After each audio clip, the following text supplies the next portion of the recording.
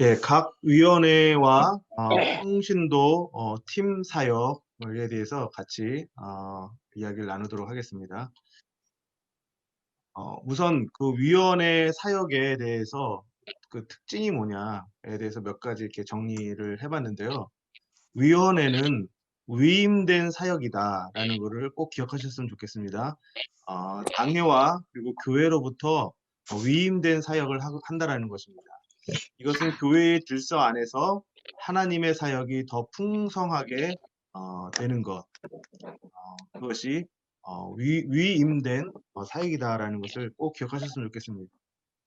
그래서 출애굽기 18장 21절과 22절을 보면 너는 또 온 백성 가운데서 능력 있는 사람들 곧 하나님을 두려워하며 진실하며 불의한 이익을 미워하는 자를 살펴서 백성 위에 세워 천부장과 백부장과 오십부장과 십부장을 삼아 그들이 때를 따라 백성을 재판하게 하라. 큰 일은 모두 내게 가져갈 것이요 작은 일은 모두 그들이 스스로 재판할 것이니 그리하면 그들이 너와 함께 담당할 것인즉 일이 내게 쉬우리라. 예, 모세가 여러 가지 많은 그 일들을 감당하면서 천부장, 백부장, 오십부장, 십부장을 세워서 그 일을 효율적으로, 능률적으로 이렇게 하고 있다라는 것을 성경에서 볼 수가 있습니다. 그래서 이 천부장, 백부장, 오십부장, 십부장에게 위임을 한 거죠. 사역을 위임해서 그 일을 감당할 수 있도록 이렇게 했다라는 것입니다. 그래서 사역을 위임한다라는 것이 중요한 것 중 하나입니다. 마산제공교회 각 위원회 조직도 이게 아까 잠깐 말씀드렸던 것처럼 하성암 장로님이 2014년과 15년도 만들었던 그 자료에 보니까 이렇게 돼 있습니다. 그래서 공동의회, 당회, 재직회, 그리고 각 위원회가 이렇게 쭉 있습니다. 그리고 해마다 특별위원회를 조직할 수가 있습니다. 그 해에 필요한 경우에 그 필요한 사역에 대한 위원회를 조직을 하게 되는 거죠. 그리고 자치기관이 있습니다. 자치기관은 남성교회, 여성교회입니다. 그래서 이 위원회들을 통해서 교회의 모든 일들이 진행이 되는데 그 모든 사역은 교회와 당회로부터 위임된 사역이다라는 것을 꼭 기억하셨으면 좋겠습니다. 그래서 위임의 원칙에 세 가지가 있는데 이 세 가지 원칙이 있을 때 잘 위임된 관계가 형성되어서 사역이 이루어진다는 것입니다. 첫 번째가 커뮤니케이션입니다. 소통이 있어야 됩니다. 각 위원장이 독립적으로 어떤 사역을 하는 것은 좋은데 그 사역을 진행하고 있을 때 소통이 필요하다라는 거예요.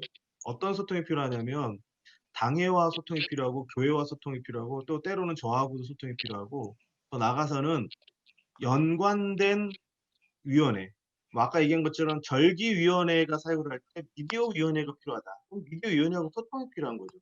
그냥 소통 없이 그냥 이렇게 할 테니까 하세요 하고 해서 일이 되는 게 아니라는 거죠.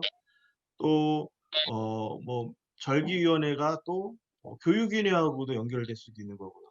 그러면 그걸 서로 소통을 해서 진행을 해야 된다는 거죠. 그래서 커뮤니케이션이 중요하다. 소통, 서로 이야기하는 게 중요합니다. 그리고 두 번째로는 커뮤니언입니다. 공유되어 있어야 된다는 거죠. 그러니까 교회의 모든 사역들이 이렇게 공유돼 있어야지만 서로 책임감을 가지고 신뢰를 가지고 그 일들을 감당한다라는 거죠. 그래서 최대한 많이 공유되어 있을 때 위임된 사역이 된다라는 것입니다. 그냥 일방적으로 막 지시하고 명령하고 해서 하는 그런 사역이 아니라 충분히 이 사역이 어떻게 해서 지금 이야기가 나온 거고 그리고 이 사역의 목적과 가야 될 방향이 뭔지를 충분히 다 서로 공유하고 그래서 그 사역이 진행되도록 하라는 것이죠. 그다음에 세 번째가 클래리티입니다. 신뢰가 있어야 된다는 거죠. 교회하고 위원회하고 신뢰관계가 형성이 안 되면 사역이 어렵겠죠, 당연히. 그러니까 그 신뢰관계를 쌓는 일을 좀 잘 하셔야 됩니다. 아무리 일을 잘해도 신뢰관계가 깨지면 이제 그다음부터는 사실은 위임된 사역을 하기가 어렵죠. 계속 통제할 수밖에 없습니다. 통제할 수밖에 없고 그래서 신뢰가 필요하다라는 거 이 세 가지 기억하시면 돼요. 그래서 소통, 커뮤니케이션, 공유, 그다음에 신뢰하는 것 여기 그림을 보면 같이 배를 타고 가는데 위에는 이렇게 노를 젓고 뒤에서 가고 있는데 뒤에서는 노를 가지고 뭐라고 있어요. 앞에 있는 사람을 이렇게 때리려고 하는 그러니까 신뢰가 깨어지는 그런 관계에서는 위임된 사역을 할 수가 없겠죠. 그리고 두 번째로 위원회는 평신도 사역이라는 것입니다. 평신도 사역. 전통적인 교회는 평신도가 사역의 주체가 되지 못했다. 이는 성경적이지 않다. 평신도가 적극적으로 사역에 참여하는 것이 필요하다. 모두가 사역자라는 생각이 필요하다. 목회자의 보조적 수단으로서의 평신도 사역이 되면 안 된다. 사제주의가 아닌 만인 제사장이 적용되어야 한다. 예, 이 전문적으로 훈련받은 사람만 교회 사역을 해야 된다라는 거는 이제 중세 시대의 어떤 사제주의라는 것이죠. 종교 개혁으로 모든 사람들이 다 만인 제사장이다라는 것이 종교 개혁의 중요한 원리였죠. 그래서 모두가 다 하나님 앞에 소명이 있고 그리고 그 사역을 감당하는 사역자다라는 것이죠. 또 우리 위원장 한 분 한 분들이 다 사역자니까 그 사역자로서 사역들을 잘 감당하면 좋을 것 같습니다. 그래서 평신도 사역과 은사인데 하나님께서 그 사역을 할 때 은사를 다 주셨거든요. 자기에게 맞는 다 은사가 다 있는 거죠. 그래서 어떤 사람은 사도로, 어떤 사람은 선지자로, 어떤 사람은 복음 전하는 자로, 어떤 사람은 목사와 교사로 삼으셨으니 이는 성도를 온전하게 하여 봉사의 일을 하게 하며 그리스도의 몸을 세우려 하심이라. 그래서 하나님께서 주신 은사가 있고 또 직분이 있는데 그것을 가지고 목적은 무엇이냐면 교회의 유익과 성장을 위해서 사용한다는 거죠. 그리고 그 주체는 하나님의 은혜, 그 성령의 은혜에 의해서 그 일들이 이루어져 가는 것이고 대상은 그 교회의 지체들, 교회에 있는 성도들 한 사람 한 사람을 잘 세우는 그런 일들, 그런 사역들을 하는 것이죠. 그래서 평신도 사역에서 중요한 것은 하나님께서 나에게 주신 은사가 무엇이냐, 그 은사를 따라서 사역을 하는 것입니다. 그래서 평신도 사역은 누구나 다 은사가 다 있다라는 것입니다. 그리고 그 은사를 통해서 내가 어떤 소명, 어떤 부르심을 받았는가 그것을 확인할 수 있게 된다라는 거죠. 그래서 그 소명을 따라서 우리가 하나님의 일을 감당하시면 되겠다라는 것입니다. 그래서 은사대로 일을 하게 하라라는 것입니다. 개개인이 소유하고 있는 은사를 발휘하고 하나님이 그들에게 부여주신 독특성을 활용할 수 있는 위치에서 사역을 할 수 있도록 성도들을 적절히 사역의 장에 배치시키는 것이 중요하다. 그러니까 지금 뭐 위원장을 저도 이렇게 막 생각하고 할 때 그냥 뭐 이분이 뭐 잘하겠다 해서 그냥 막연하게 하는 것이 아니라 그분의 은사가 뭔가 그리고 그분이 어떻게 살아왔는가 그런 것들을 많이 이제 생각하죠. 각 위원회에서 사람을 세울 때도 마찬가지입니다. 각 위원회에서 사람을 세울 때도 그냥 빈자리가 있기 때문에 사람을 넣는 것이 아니라 이 자리에 저 사람이 정말 적합한가, 은사가 있는가, 거기에 그 일을 맡겼을 때 그분이 행복해하는가, 기뻐하는가, 열매가 있는가 그런 것들을 꼭 우리가 살펴보는 게 필요합니다. 그래서 은사대로 일을 하게 할 때 교회가 건강해지고 그리고 교회가 성장하게 되고 교회의 유익이 된다라는 것이죠. 그래서 평신도 사역을 이루어갈 때 날마다 그 은사를 확인하시고 그리고 하나님께서 부르신 그 부르심의 소명이 무엇인지 그것을 확인하면서 그 일들을 감당하시면 되겠습니다. 그래서 여기 뭐라고 적혀있냐면 I hear, I forgot. 그러니까 들으면은 그냥 다 까먹는다라는 거예요. 무슨 얘기냐면 내가 아무리 설교 말씀 열심히 듣고 은혜 받아도 대부분의 성도님들은 다 까먹는다라는 거예요. 까먹는 거예요. 그걸로 우리가 믿음이 성장하고 자라지 않는다라는 거예요. I see, I remember. 내가 눈으로 보면 기억은 한다라는 거예요. 저렇게 사는구나. 저렇게 사역을 하는구나. 아까 전용훈 지사님 잠깐 말씀하셨던 것처럼 발권 장로님이 사역한 걸 보고 저렇게 사역을 하는구나 하는 거 기억을 하는 거죠. 기억. 그런데 I do, I understand. 무슨 말입니까? 내가 직접 해보면 그게 그거구나 라는 것을 이해하고 깨닫게 된다는 거죠. 그래서 우리가 믿음이 성장하고 자라는 거는 어 듣는 것으로 끝나서는 안 되고 눈으로 보는 걸로 끝나서는 안 되고 내가 직접 해 봐야 되는 거죠. 거기 뛰어들어야 되는 거죠. 내가 그것을 시도해 보고 그랬을 때 '아 교회라는 것이 이런 곳이구나.'라는 것을 알게 되는 거죠.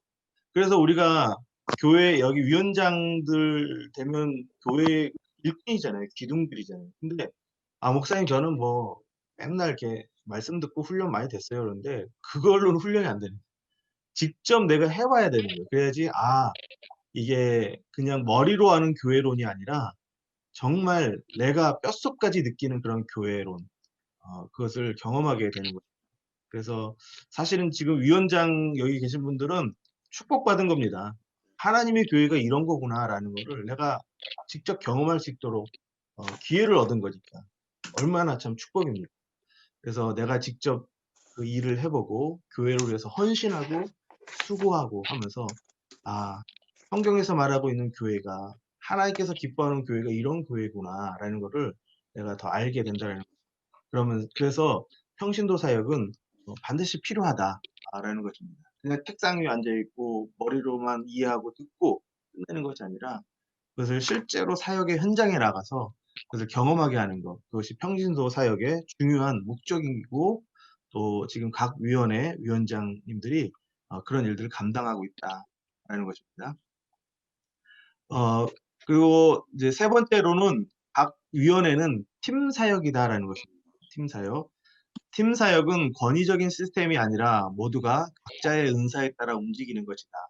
일하는 사람보다 감독하고 통제하는 사람이 힘을 가지면 조직이 경직된다. 일하는 사람에게 권한을 주고 움직일 수 있도록 해야 한다. 이게 이제 팀 사역의 중요한 원리 중에 하나죠. 누군가 한 사람이 통제하고 있어서 그 사람이 이제 하는 대로 다 하는 것은 팀 사역이 아니죠.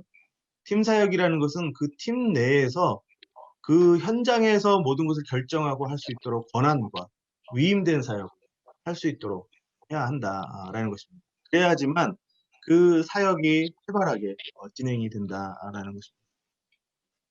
그래서 팀 사역을 위해서 섬김의 리더십이 필요한데 우리 위원장님들이 이런 섬김의 리더십을 한번 실천해 봤으면 좋겠습니다.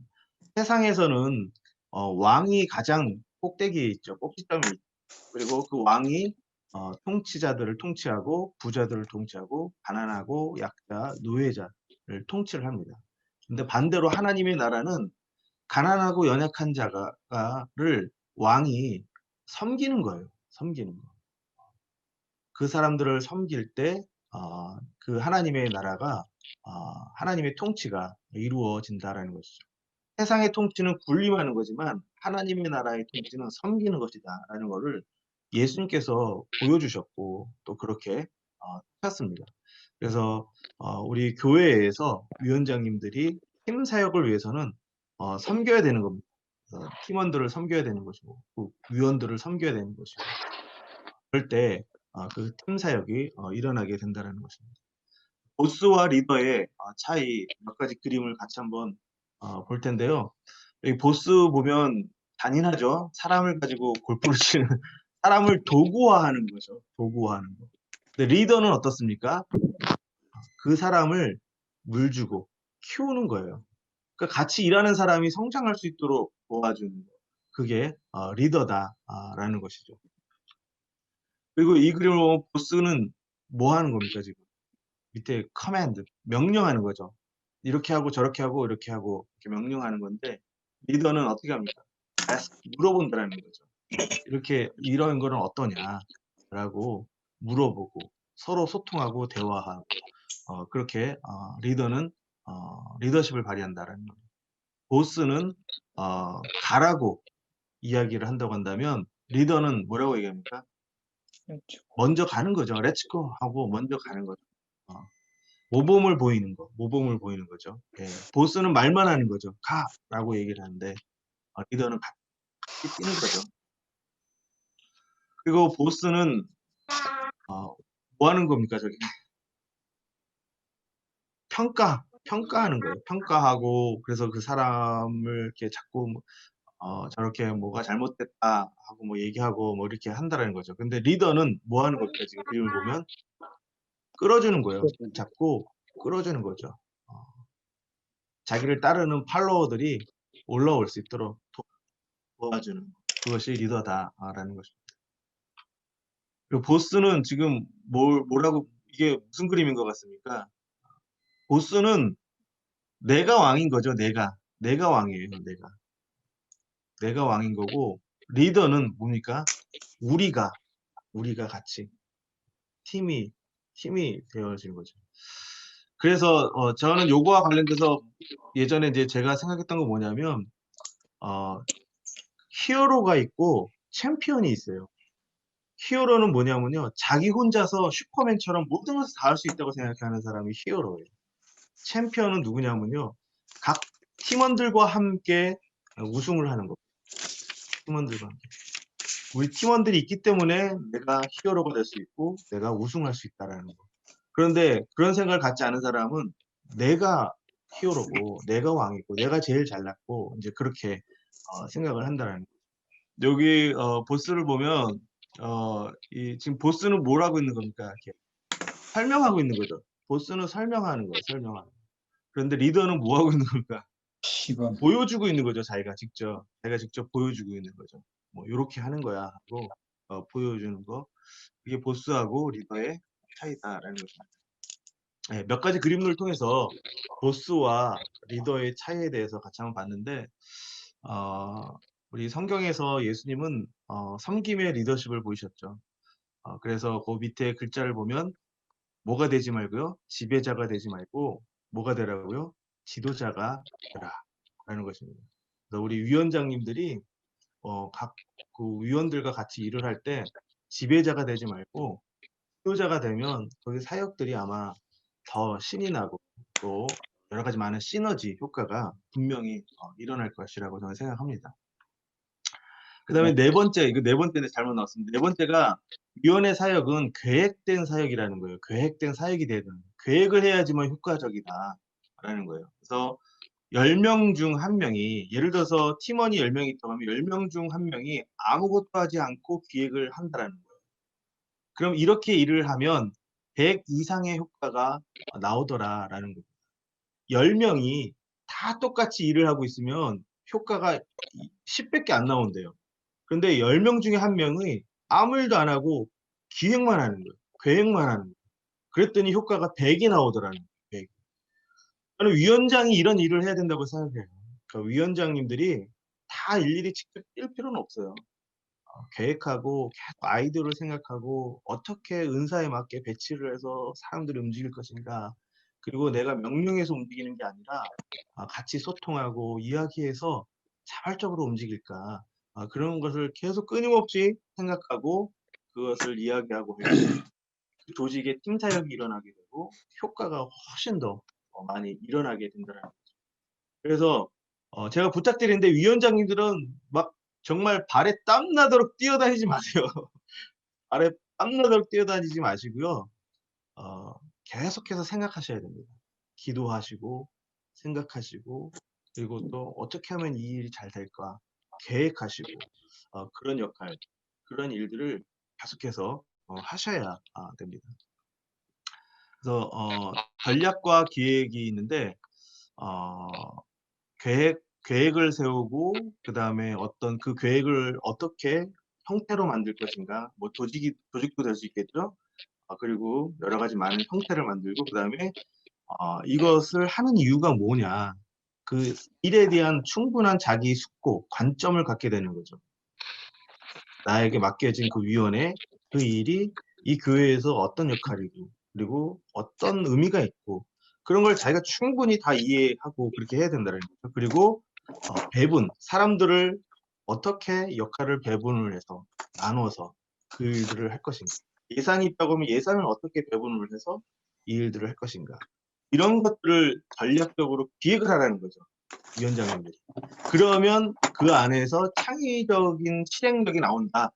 라는 것입니다. 그래서 우리 위원장님들은 계속 계획하시고 이걸 어떤 형태로 우리 팀 내에 문화처럼 만들어갈 것인가. 그리고 이게 어떤 관점으로 바라봐야 되느냐. 그런 관점에 대해서 생각을 많이 해요. 어떻게 보면 저한테는 목회 철학인 거죠. 목회 철학. 목회 철학이 어떤 거냐에 따라서 교회가 달라지는 거고 교회 현장이 달라지는 거니까. 그리고 어떻게 배분을 할 것인가. 그런 것을 계속 고민을 하라라는 것이죠. 그래서 리더십에 대한 이야기를 잠깐 하면 요 부분에서 이제 질문을 제가 드릴 거거든요. 그러니깐 보통 지금까지는 리더십을 얘기를 하면 리더에게만 초점이 맞춰져 있었는데 보니까 리더가 아무리 뛰어나도 상황이라는 것이 그리고 팔로워가 어떤 사람이냐에 따라서 이게 전혀 달라지더라 라는 것입니다. 그래서 리더십이라는 것이 리더에게만 어떤 중요한 변수가 있는 것이 아니라 상황이라는 변수도 있고 팔로워의 변수가 있다라는 것입니다. 그래서 조금 더 입체적으로 리더십에 대해서 생각을 하게 된 거죠. 그래서 리더십의 종류가 4가지로 이렇게 분류를 했더라고요. 여기 허쉬라는 사람과 블랭커드라는 사람이 4가지, 그러니까 지시형, 설득형, 참여형, 위임형 요렇게 4가지 유형으로 만들었습니다. 지시형의 경우에는 일에 대해서는 굉장히 어떤 효율성이 있을 수 있습니다. 그런데 관계는 어떻게 되겠어요? 관계는 다 깨지는 거죠. 관계는 아무 관계도 없는 그냥 이 일로만 만난 그런 관계가 형성이 된다는 거고요. 그리고 설득형은 일도 효과가 있고 그리고 관계도 서로 좋아지는 그런 리더십, 설득형이라는 거고요. 참여형은 어 일의 능률은 없는데 그 관계만 좋은 거죠. 관계만. 예, 관계만 좋은 거. 그리고 위임형은 어 일도 효능이 없고 그리고 관계도 그렇게 좋지 않을 수 있는 이제 뭐 아까 얘기한 위임과 좀 다른 개념인 것 같아요. 여기 지금 이 사람이 얘기하는 요 부분은 번역을 하다 보니까 이렇게 된 것 같은데 요 4가지 유형이 있는데 이 4가지 유형은 리 팔로워가 어떤 사람이냐에 따라서 다르게 적용을 해야 된다라는 거예요. 다르게. 그러니까 저기 지시형의 경우는 저기 M1이라고 돼 있잖아요. 그쵸? M1. 그러니까 M1을 보면은 능력도 낮고 의지도 없는 그런 팔로워. 그러니까 팀원들 중에 그런 사람들이 있다. 그러면 자연스럽게 리더십이 지시형으로 가게 된다라는 거죠. 이거 하세요, 이거 하세요, 이거 하세요, 이거 하세요. 그렇게 수동적으로 움직이게 되는 그런 리더십을 발휘하게 되는. 이렇게 되면은 일의 효율이 있는 것처럼 보이지만 사실은 엄밀히 말하면 일의 효율도 없고 관계도 깨지는 그런 일들이 생기는 거고 설득형의 경우에는 M2라고 가운데 적혀 있죠. 그래서 여기 오른쪽에 M2를 보면 능력은 조금 안 되지만 의지는 굉장히 높은 거예요. 의지는.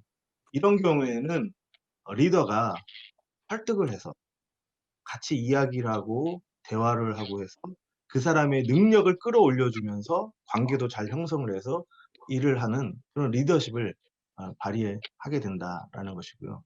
그리고 참여형에서는 M3가 나오죠. M3. M3를 보면 옆에 표에서 보면 능력도 높고 의지는 낮은 경우. 그러니까 능력은 있는데 별로 뭐 하고 싶어 하지 않은 그런 사람의 경우에 참여형이라고 해서 그 팔로워에게 모든 걸 맡기고 리더가 옆에 그냥 동참하는 그러면 팔로워가 더 열심히 일할 수 있도록 하는 그런 구조를 만든다라는 거죠. 그리고 위임형의 경우에는 M4죠. 그래서 능력도 있고 의지도 있는 거죠. 그러니까 뭐 대단한 사람이 팔로워로 있는 거죠. 팀원 중에 능력 있는 사람이 있는 거예요. 이럴 경우에는 지시형을 하게 되면 튕겨져 나가는 거죠. 튕겨져 나가는 거죠. 그리고 뭐 설득을 하거나 그럴 필요도 없어요. 너무 잘 알기 때문에. 나보다 더 잘 알고 있기 때문에. 이런 경우에는 리더가 위임을 하라는 거죠. 위임을 하면 그 사람이 그 일을 더 잘할 수 있게 된다라는 것입니다. 그래서 어떤 상황 속에서 어떤 팔로워들이 있을 때 리더십을 어떻게 발휘할 것인가. 그것이 상황적으로 다르다. 어떤 뭐 지시형이 무조건 나쁘다. 뭐 그런 건 아니고 이렇게 상황에 따라서 리더십이 다르다라는 그런데 사실은 이제 일의 효율이 있는 부분은 저 위에 설득형이나 참여형 여기에 일의 효율은 이쪽에 있을 수 있다라고 볼 수 있는 거죠. 그래서 리더십의 상황 이론인데 여기 녹색은 리더의 행동 유형입니다. 리더가 어떤 리더십을 발휘하는가, 그게 요 녹색이고, 밑에 이제 적혀 있죠. 상황. 황토색으로 되는 게 이제 상황이 어떤 상황이냐 하고서 위에 적혀 있는 게 부하의 성숙도. 그러니까 팔로워의 성숙도. 팔로워의 성숙도가 낮으면 낮을수록 설득형이나 참여형이 되어지고, 이제 팔로워가 능력이 뛰어나게 되면 위임형으로 리더십이 가게 된다. 이렇게 정리를 하고 있는 거죠. 리더십의 상황 이론에 대해서 제가 아까 말씀드렸는데, 제가 이제 질문이 들어갑니다. 요거 잘 보셔야 됩니다. 이제 그래서 이 이야기를 나눴습니다. 첫 번째로, 예예요, 예입니다. 이거 지금 우리 위원회가 이렇다라는 것이 아니라 제가 예를 들어서 설명을 하는 겁니다. 선교위원회에서 팀원들은 의지는 있지만 선교에 대해서 잘 모르고 훈련을 받지도 않아서 어떻게 해야 될지 모르는 가운데 있다.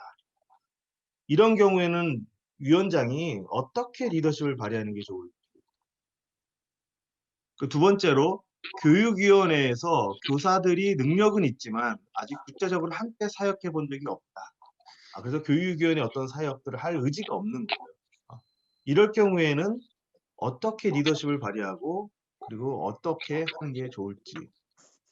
세 번째, 미디어 위원회에서 팀원들은 전문 지식과 능력이 겸비되어 있고 열정적이며 항상 새로운 것을 추구하고자 한다. 이런 경우에는 위원장이 어떻게 리더십을 발휘하게 하는 게 좋을지. 자기 위원회에만 속한 걸 얘기하는 것이 아니라 한번 다 같이 생각해 봤으면 좋겠습니다. 위의 경우 위원장은 어떤 리더십이 필요하다고 생각하는가. 또한 팀 사역을 위해서 구체적으로 어떤 아이디어를 실행해 보면 좋다고 생각합니다. 이거에 대해서 같이 한번 나중에 강의 끝나고 이야기를 한번 해볼 텐데, 다시 한번 앞에 있는 부분 제가 보여드리겠습니다. 이렇게 리더십의 상황 이론. 예. 지시형은 팔로워가 어떤 경우입니까? 능력도 안 되고 의지도 없는 경우예요. 그 경우에는 리더십을 지시형으로 갈 수밖에 없는 그런 상황인데, 이 지시형에서 어디까지를 끌어올려야 되겠어요? 설득형으로 끌어올려야 됩니다. 설득형으로 끌어올려야 됩니다. 설득형은 M2입니다. 능력은 안 되지만 의지는 있어요. 하고 싶고 하려는 의지가 있는 사람이에요. 이런 사람은 어떻게 리더십을 발휘합니까? 대화를 계속하는 거죠. 그리고 뭔가 의사를 결정할 때 같이 참여시키는 거예요. 참여시켜서 이게 이 일이 이렇게 얘기가 돼서 시작되었고 이런 목적으로 되는구나 라고 알게 되면 그 의지를 가지고 열심히 또 하다 보면 능력이 생기는 거거든요. 그래서 그런 리더십을 발휘하는 거고요. 그리고 위임령은 M4인데 M4는 어떻습니까? 능력도 있고 의지도 있어요. 뭐 전문직 빵빵하고 뭐 진짜 대단한 거예요. 의지도 있고 막 하겠다고 뭐. 이런 경우에는 어떤 식으로 리더십을 발휘해? 위임을 해줘야 된다는 거죠.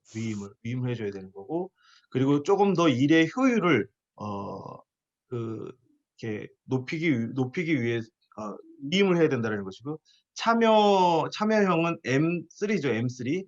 그러니까 능력은 높은데 의지가 없는 거예요. 실력은 되는데 별로 이 공동체에 내가 헌신하고 싶지 않은 거예요. 이런 분은 어떤 리더십을 발휘해야 되냐면, 리더가 그 사람한테 자꾸 묻고 또 같이 공동체의 어떤 참여할 수 있도록 만들어서 의지를 만들어줘서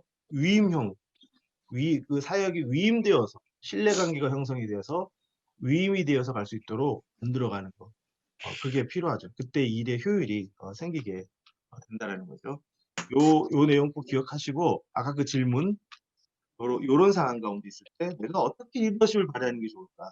그에 대해서 한번 이야기를 나눠보도록 하겠습니다. 이해가 되셨죠? 예, 네. 그럼 제가 그 다음에 넘어갑니다. 그래서 강의 다 끝난 다음에 이야기 나눠보겠습니다.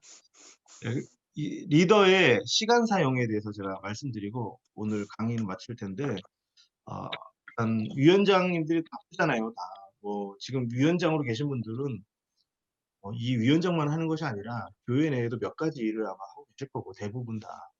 그리고 사회적으로도 다 바쁘신 분이시고, 또 집안의 가정적으로도 여러 가지 많은 역할들을 또 해야 되고 하기 때문에 시간 사용을 잘 어떻게 하느냐, 이게 되게 중요한 부분 중에 하나라고 생각합니다. 그래서 시간을 관리하는 원칙 세 가지가 있습니다. 3E라고 얘기를 하는데, 첫 번째로는 elimination, 그러니까 제거를 해야 할 줄 알아야 돼요. 내 시간에서 필요 없는 것들을 제거할 수 있는 게 필요하다라는 거고요. 두 번째로는 election, 선택을 해야 된다는 거예요. 어떤 거를 우선적으로 할 것인가 하는 것을 선택하는 게 필요하고요. 그다음에 세 번째로는 execution, 실행하는 것이 필요합니다. 실행을 해야지 시간의 질량이 늘어나는 거예요. 그냥 생각만 하고 있으면 시간은 그냥 하염없이 가버리는 거기 때문에 실행을 할 때 시간의 질량이 높아지기 때문에 실행을 하도록 하는 거예요. 이게 시간 관리 원칙의 3인데 실행을 할 때 이 아이젠하워 매트릭스라고 그래가지고 요 내용을 한번 같이 한번 보도록 하겠습니다. 1번을 보면 중요한 일인데 급한 일이 있어요. 우리가 살다 보면 중요한 일인데 급한 일이 있어요. 어떤 일이 있냐면 응급 사항 같은 경우, 그리고 위기 대응, 그리고 마감 기한이 있는 일들. 이런 일들은 필수적으로 반드시 해야 되는 거죠. 이거는 어떻게든 해야 되는 거예요. 내가 시간이 나든 안 나든 해야 되는 거예요. 내가 다른 어떤 것이 있더라도 해야 되는 거예요. 그리고 지금 안 하면 안 되는 일들이에요. 지금 안 하면. 저 같은 경우는 어떤 일이 있겠습니까? 목회자의 경우에는 장례가 났을 때 다른 어떤 일이 있어도 다 제껴놓고 그 일을 하러 가야 되는 거죠. 이런 일들이 중요한 일이면서 급한 일. 이거는 뭐 어떻게 할 수가 없습니다. 그냥 해야 됩니다. 해야 되는 거고. 두 번째로 보면 중요한 일인데 급하지 않은 일이 있어요. 중요한데 급하지 않은 일. 저 같은 경우는 말씀 준비하는, 그리고 뭔가 목회를 계획하고 이렇게 하는 거, 준비하는 거, 그리고 사람들과 관계를 형성해가는 거. 이건 굉장히 오랜 기간 동안 해야 되는 거잖아요. 중요하면서 급하지 않은 거. 그래서 이 부분은 리더십의 영역이다. 그렇게 얘기를 하고, 그리고 몰입이 필요한 그런 부분이다라는 거예요. 그런데 리더는 그래서 이 2번 영역에 시간을 투자를 많이 해야 된다는 거예요. 2번. 아까 얘기한 것처럼 뭐 계획해야 되고, 또 기획해야 되고 하니까, 이 2번의 영역에 시간을 많이 투자하고, 또 몰입을 하는 게 리더는 필요하다라는 것입니다. 세 번째로는 중요하지 않은 일인데 급한 일이 있습니다. 중요하지 않은데 급한 일. 어떤 일입니까? 이건 인기 위주, 거절 못하는 거, 뭐 답답한 이런 일들. 중요하지 않은 일일 수도 있는데 막 급하게 막 밀려오는 그런 일들이 있는데, 이런 일들은 속임수의 영역일 수 있다는 거예요. 굉장히 시간을 바쁘게 만들기만 하고 아무 생산력이 없는 그런 일일 수 있다는 거죠. 이 영역은 일렉션 해야 돼요. 선택해야 돼요. 내가 이걸 할 거냐, 말 거냐. 선택을 해야 된다라는 것이죠. 그리고 네 번째는 중요하지도 않고 급하지도 않은 그런 일들이 있다라는 거예요. 이거는 어떤 쾌락을 지속하기 위한 일이라든가, 아니면 목적 없이 그냥 뭐 있는 일이라든가, 그리고 또 방전되고 방치되는 그런 시간이라는 거죠. 뭐 예를 들면은 고3 입시 준비생이 게임을 하루 종일 한다. 이거는 뭐 잠깐 머리를 식히기 위해서 1시간 정도 게임하는 거는 생산적일 수 있겠죠. 그런데 하루 종일 게임을 하고 있다. 이건 중요하지 않은 일인데, 그리고 급하지도 않은 일인데 이 일을 하고 있는 거예요. 이거는 어떻게 해야 됩니까? 낭비의 영역이기 때문에 엘리미네이션, 제거해야 되는, 없애야 되는 거예요. 이거는 내 삶에서 없애야 되는 그런 부분이라는 거죠. 그래서 내 삶에서 제거해야 될, 시간 관리에서 제거해야 될 일이 무엇인지, 그리고 선택해서 해야 될 일이 무엇인지, 그런 것들을 어, 한번 생각을 해봐야 되는 것이고, 그리고 내가 몰입해서 해야 될 일이 무엇인가, 그런 것들을 우리가 생각하면서 시간 관리를 우선순위를 정해서 시간 관리를 해야 된다라는 것입니다. 그래서 제거하는 것이 필요하고, 그 다음에 선택하는 것이 필요하다는 거죠. 이렇게 시간을 우선순위를 정해서 내가 뭐에 몰입을 하고 해야 된다 할 때 중요한 것이 뭐냐면 블록 타임이라는 것이 있다는 거예요. 변하지 않는 그 시간을 정하라는 거예요. 그러니까 하루 중에 1%의 시간을 계획을 세우는데 할애한다면 나머지 99%의 시간을 주도적으로 컨트롤할 수 있다는 것이죠. 저에게는 이 시간이 어떤 시간이냐면요. 새벽 기도하는 시간입니다. 새벽 기도. 새벽에 나가서 기도하는 이 시간이 그 1시간, 그 1시간이 저희 24시간 하루를 지배하도록 만드는 거예요. 그 시간이 없으면 다른 시간도 이제 다 무너질 수 있는. 다른 건 다 못해도 그 시간을 꼭 지키는 거예요. 그리고 또 저에게는 오전 시간에 말씀을 준비하는 시간. 다른 사람한테 별로 이렇게 간섭을 방해를 받지 않는 그런 시간이기 때문에. 점심 먹고 나서 오후 시간은요, 다양한 일이 벌어질 수가 있어요. 뭐 장례도 날 수도 있고 누가 갑자기 찾아올 수도 있고. 근데 그 시간에 내가 설교를 준비하고 있으면 하다가 말고 막 그렇게 되거든요. 그러니까 아침에 오전 시간에 몰입할 수 있는 시간을 웬만한 건 다 한다라는 거죠. 그렇게 시간을 계획하고 정리하고 해서 활용을 하라는 것이죠. 그래서 삶의 우선순위를 정하고 중요하면서 급하지 않은 일이 무엇인가, 내가 몰입해야 될 것이 무엇인가, 그것을 정하는 거고, 실제 시간 사용 현황을 조사하는 거죠. 내가 가장 많은 시간을 투자하고 있는 것이 무엇인가, 내가 하루를 돌아봤을 때 내가 뭘 제일 많이 하고 있는가, 돌아볼 때 낭비하고 있는 게 뭔지, 그리고 선택해야 될 게 뭔지, 그런 걸 알게 된다. 그리고 시간을 계획을 세우고 실행을 하라는 거죠. 그것을 실행을 할 때 누군가에게 "노라고 말할 수 있어야 한다."라는 거죠. "그건 오늘 안 되겠습니다."라고 말할 수 있어야지만 시간을 잘 활용하고, 그리고 시간을 효과적으로 활용할 수 있게 된다라는 거죠. 그래서 우리 위원장님들이 시간을 잘 활용해서 시간의 농도와 시간의 밀도를 높여 가지고 정말 하나님 앞에 잘 쓰임 받는 그런 평신도 사역자, 그리고 팀 사역을 일으키는 그런 분이 됐으면 좋겠습니다. 마지막 결론입니다. 더 많은 사람이 사역의 장으로 나와야 한다. 각자가 가진 은사와 사회적 역량을 교회를 위해서 사용하도록 해야 한다. 사역을 통해 사역의 보람을 갖게 하고 하나님 나라가 확장하도록 하는 일이 각 위원회에서 일어나야 한다. 네, 우리 교회에 더 많은 일꾼들이, 더 많은 사람들이 나올 수 있도록 우리 위원장님들이 위임된 사역, 그리고 평신도 사역, 팀 사역, 계획된 사역, 그리고 시간을 잘 관리하는 그런 사역 꼭 감당하셨으면 좋겠습니다.